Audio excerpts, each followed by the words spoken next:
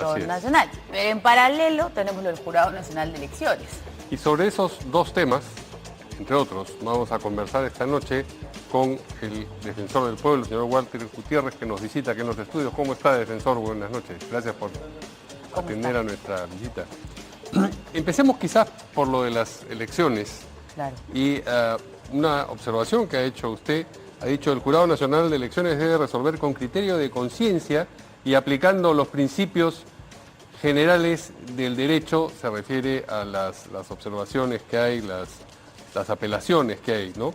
Ahora, uno pensaría que si se hace una observación de este tipo es porque se considera que no está sucediendo lo que esta observación reclama. Es decir, parecería que el criterio de conciencia y la aplicación de los principios generales del derecho no está formando parte de la forma, del modo en que el Jurado Nacional de Elecciones está o ha venido resolviendo las apelaciones. ¿Eso es así, defensor?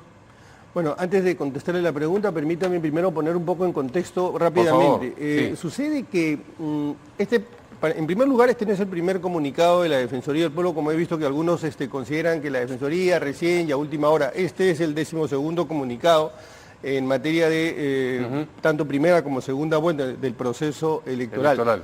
Nosotros ya hemos hecho comunicados y también hemos hecho una supervisión a la primera y a la segunda vuelta. Y esta no es la primera vez que hablamos también de los principios, como por ejemplo el principio de transparencia. ¿Por qué decimos esto? Porque estamos a casi a menos de 15 días del 28 de julio, donde debemos contar con autoridades debidamente proclamadas y todavía eso no lo tenemos. Y lo que le estamos pidiendo al Jurado Nacional de Elecciones es que resuelva con prontitud para poder el 28 de julio tener estas autoridades, pero también al hacerlo tiene que motivar sus resoluciones de una manera muy sólida, muy solvente, muy robusta, y para eso debe aplicar los principios generales del derecho y particularmente el principio de transparencia. Ahora bien, para contestar a su pregunta, por favor. Mire, el Jurado Nacional de Elecciones es la máxima instancia, definitiva instancia de cierre, es decir, después de que él se pronuncia, nadie más se pronuncia respecto de los conflictos electorales.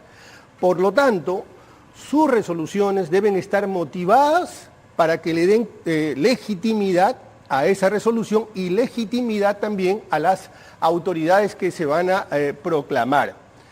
Entonces, no basta apelar a la literalidad de la ley, no basta apelar a una jurisprudencia de tal o cual órgano o el Tribunal Constitucional, presumiendo que no se están afectando derechos fundamentales.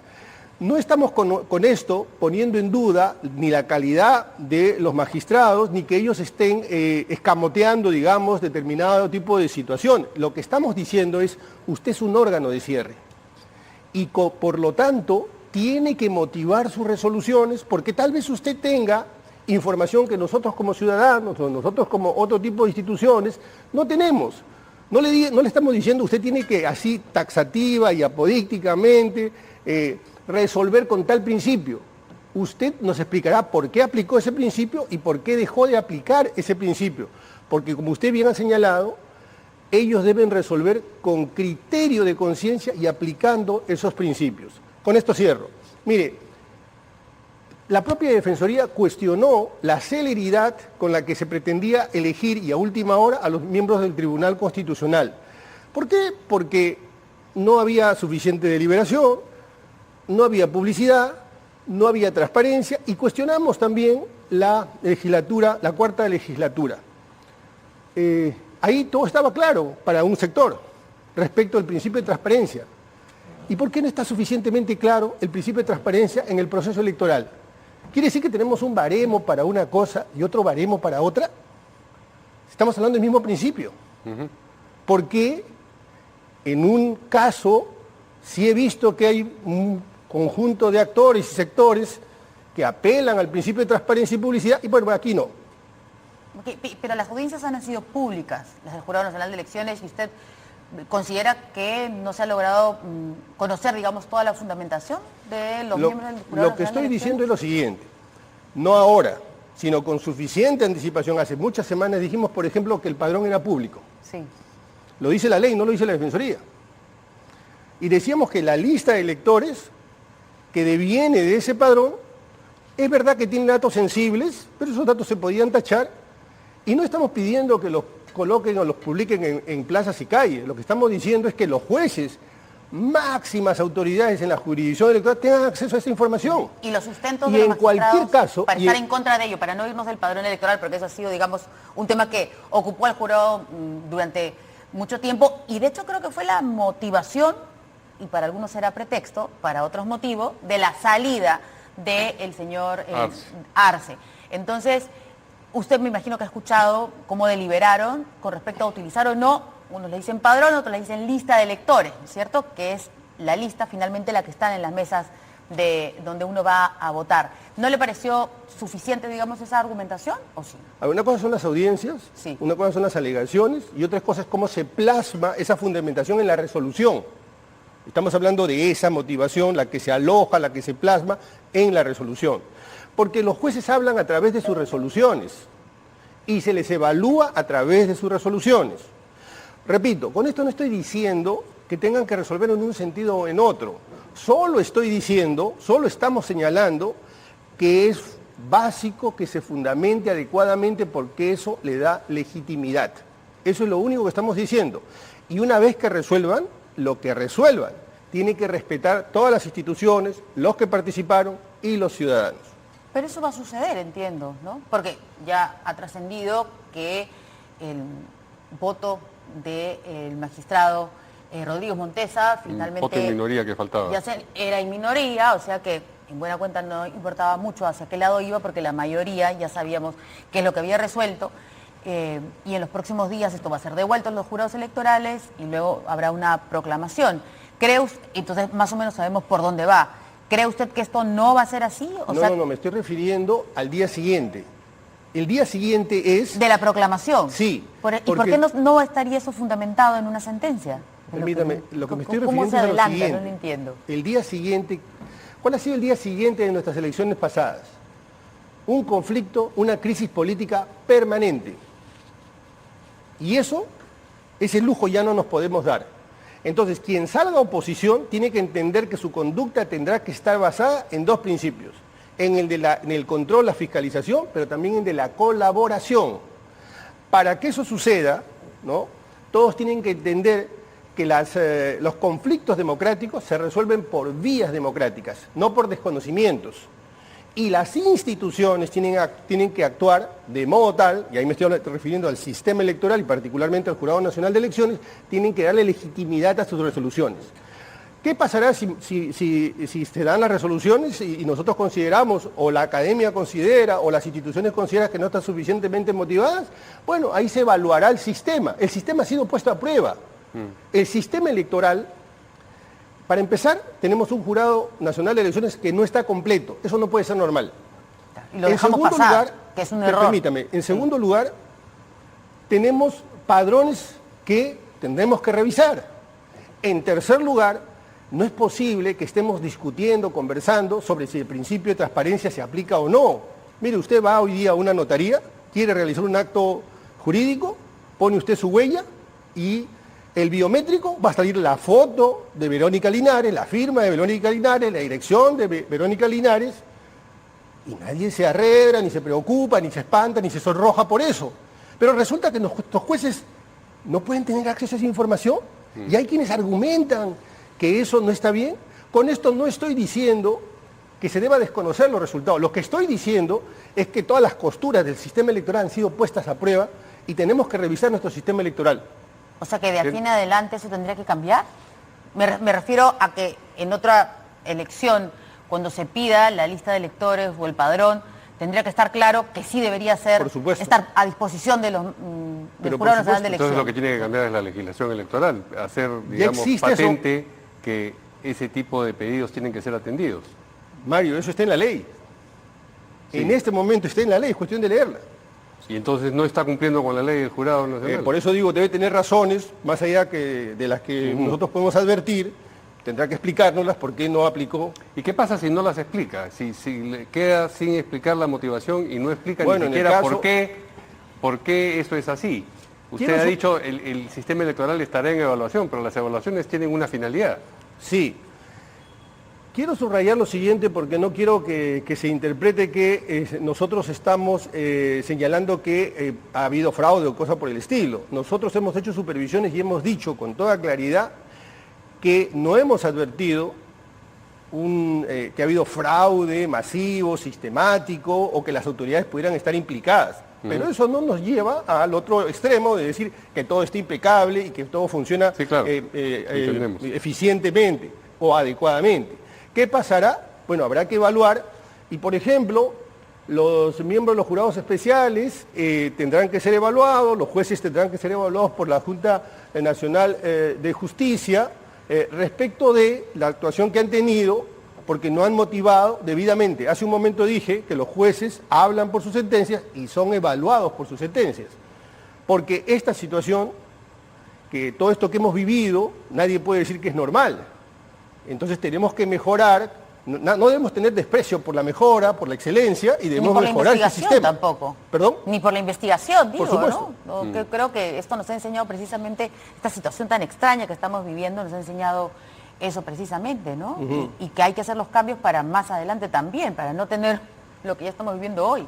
Bueno, y valga esta alusión a la investigación para pasar al otro tema, porque lo que ha iniciado la Fiscalía es precisamente una investigación a los congresistas que consideran ellos que hicieron posible que se continuara o que resolvieron que se continuara con el proceso de votación por los magistrados del Tribunal Constitucional. ¿Qué piensa la Defensoría del Pueblo sobre este litigio en buena cuenta entre el Poder Judicial y el Poder Legislativo? Son dos posiciones absolutamente encontradas. Uno, el Poder Judicial dice, yo sí tengo autoridad para intervenir y decir, detengan ustedes lo que están haciendo, y el Poder Legislativo, por lo menos una mayoría de la representación nacional actual, ha dicho, no señor, esto es una atribución propia y ustedes, aparte de que no nos han notificado y todo lo demás, no pueden impedirnos que vayamos adelante con eso. Bueno, dos premisas. Primero, uno, nosotros con anticipación, no con ocasión de esta contingencia, dijimos que no estábamos de acuerdo con la cuarta legislatura, porque todo poder tiene límites y no se puede, como decía Verónica, todo esto estirarlo como un chicle, ¿no? El poder, el sistema democrático se caracteriza porque tiene límites. La Constitución es un estatuto de poder, por lo tanto un estatuto que controla el poder, no hay poderes ilimitados. Dijimos que no estábamos de acuerdo con esa cuarta legislatura y también señalamos que esta elección era demasiado apresurada y que no se cumplían determinados principios como el de transparencia, publicidad, deliberación, etcétera, etcétera. Pero eso no nos lleva a saltarnos a la garrocha y señalar que el amparo puede utilizarse y llegarse a su abuso. ¿Por qué? Porque el amparo es una garantía de los derechos fundamentales, pero de los derechos individuales, los que están en la esfera particular individual de Mario Ghibellini. No son derechos abstractos generales, porque con ese criterio alguien puede decir el Banco Central de Reserva, esa política monetaria está afectando mi estabilidad económica personal. Amparo. Y entonces un amparo y detenemos al Banco Central de Reserva. Claro. Alguien podría decir, voy a parar una política pública porque afecta a mi derecho, este anodino que así se está presentando, y entonces nos paran una política pública.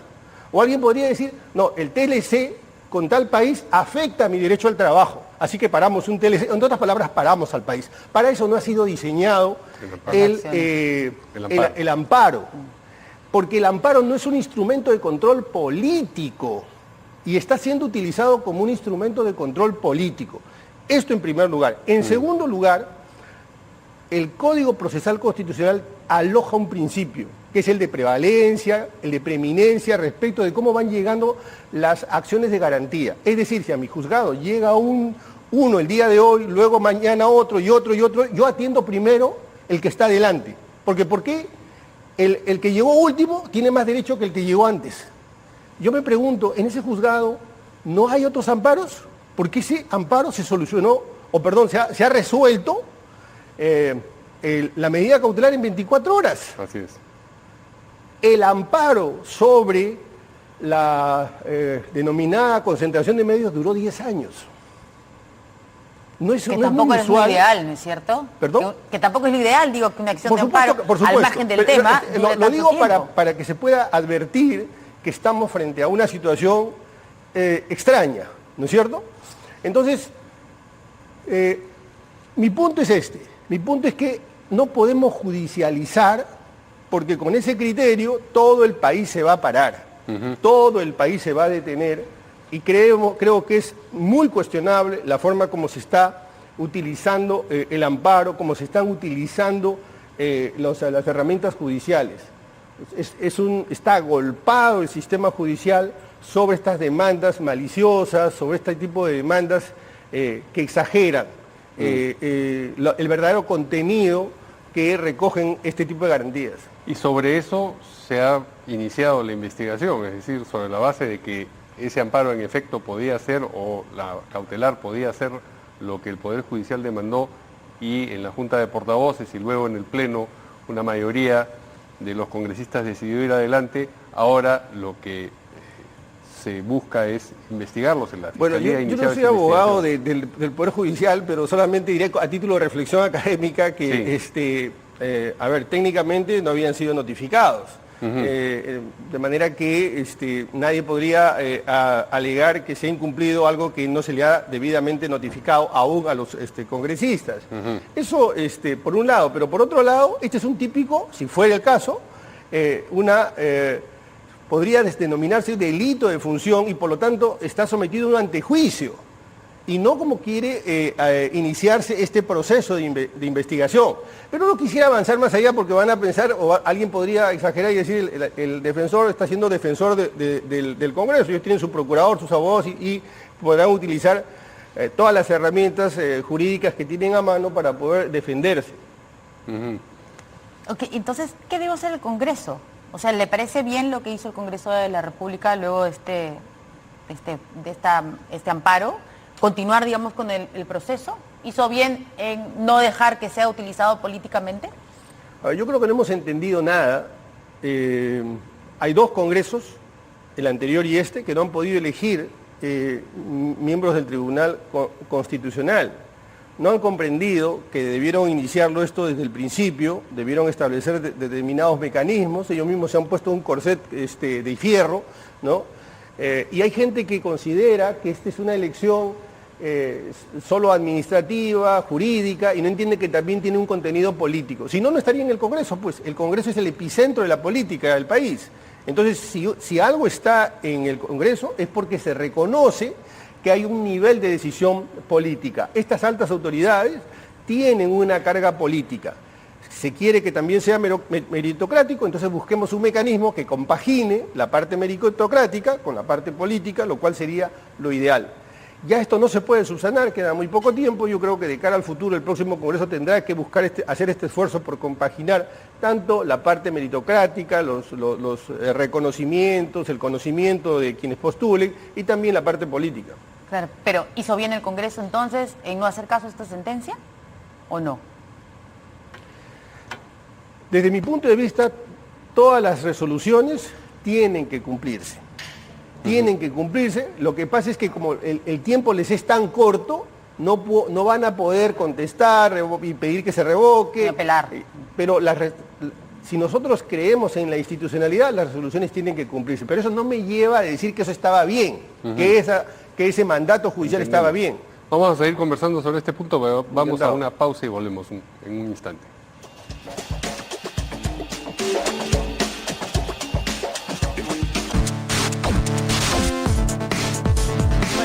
Antes de la pausa estábamos conversando aquí con el defensor del pueblo, Walter Gutiérrez, sobre la situación extraña que se ha dado en el Parlamento Nacional por este desacato, aseguran algunos, a una sentencia judicial que ordenaba suspender la elección de los magistrados del Tribunal Constitucional.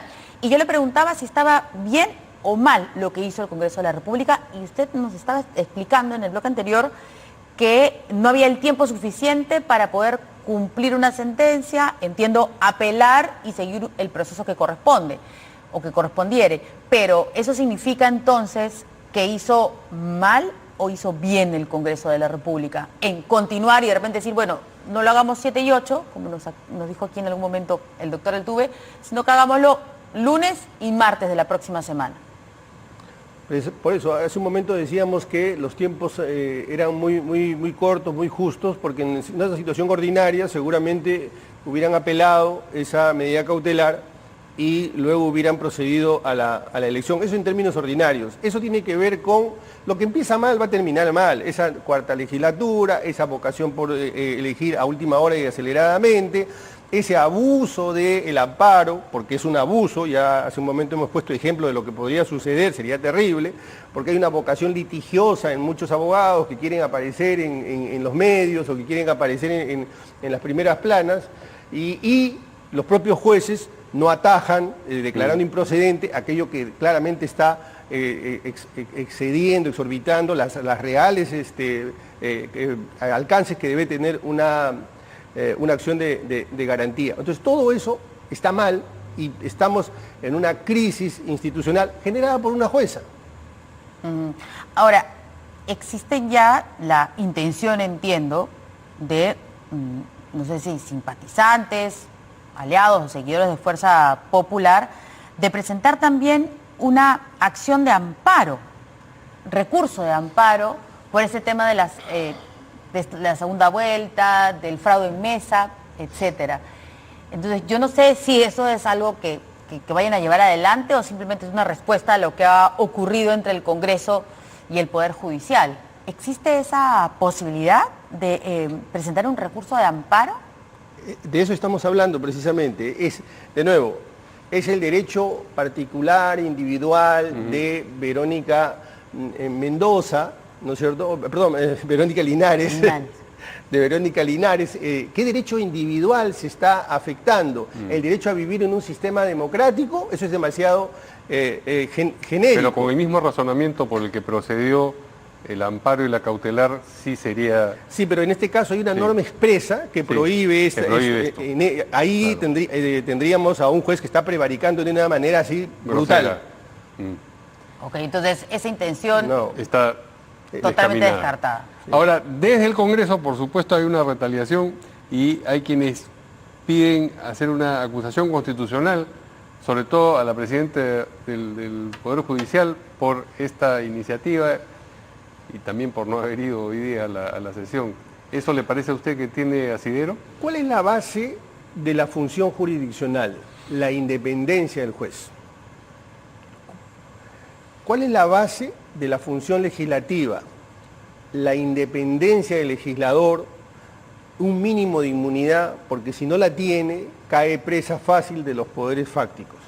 Entonces, si ellos mismos están diciendo, yo soy inmune por los votos que emito, porque así me lo establece, los jueces también tienen independencia, y no es la presidenta del Poder Judicial la que puede o ha dado una orden para que se admita ese amparo. Entonces, salvo que tengan alguna prueba de que eso ha sucedido, no habría ninguna razón, porque justamente la función jurisdiccional se caracteriza, su esencia es la independencia, pero esa independencia también tiene que ser controlada por los órganos de control, ¿no? Las oficinas de control, la Junta Nacional de Justicia, porque el juez tiene mucho poder, Verónica, Mario.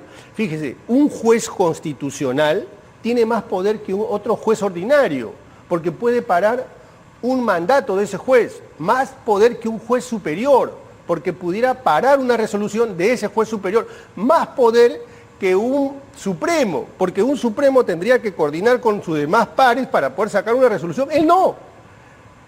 Él es un juez unipersonal y puede parar también una acción que viene de la Suprema.